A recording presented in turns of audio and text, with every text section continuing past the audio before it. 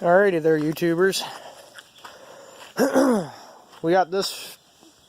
Well, this is that 97 Jeep Grand Cherokee that we were bombing the other day. And I got that on my tube ubes.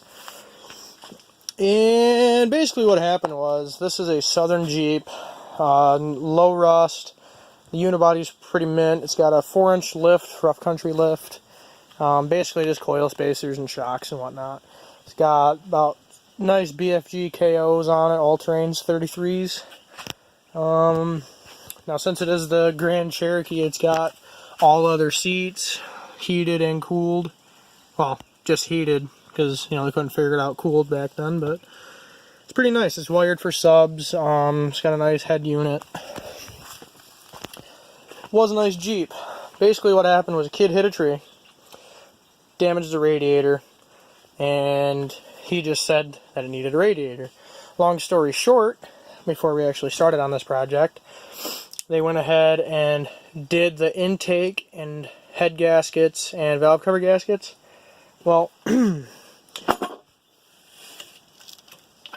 basically what they did is they used the original gasket and put RTV on there. I know you can't see on the actual intake gasket, but there's a shit ton of RTV that we've been trying to scrape off until, well, long story short, you've seen in the video, this motor is grenaded. We put the radiator in it and started it up because this was going to be a nice Jeep, it's going to be a daily driver. What happened was, it was getting a lot of coolant into the combustion chamber and smoking like two mofos.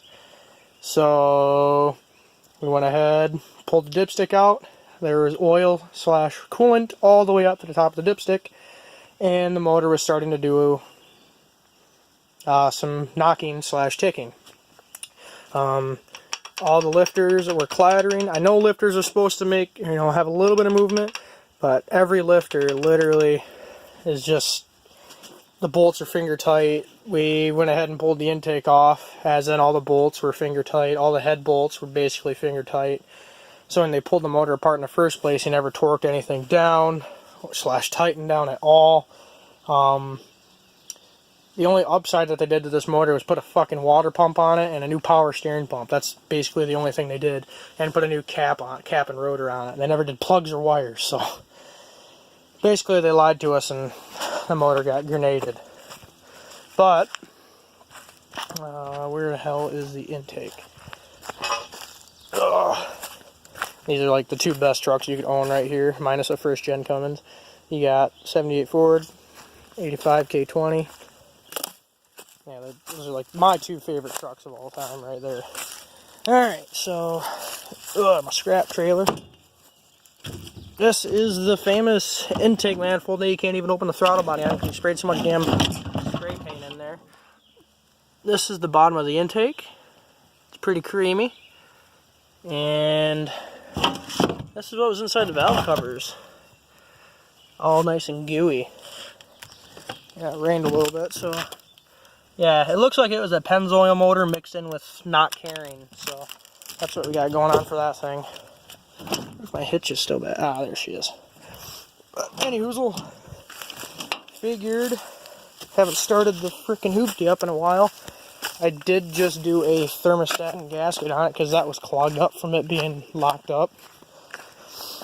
But there she be. So by the way, I'm buying another Jeep Grand Cherokee. We might do a motor swap in it.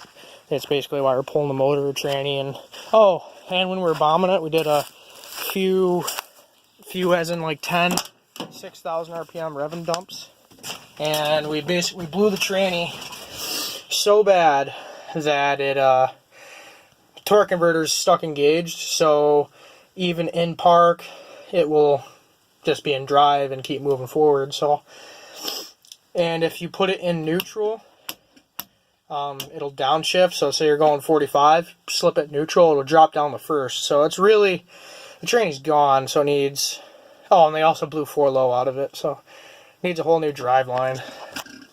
He also welded the rear axle, so it's posi in rear, but she wants to go right off the hop.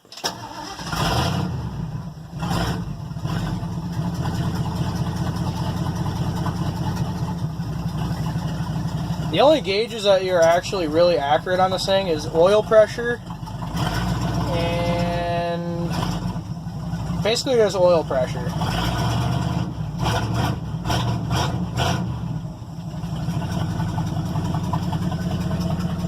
Just idles nice. And I'm pretty sure the internals of this motor are shot, but it runs really nice.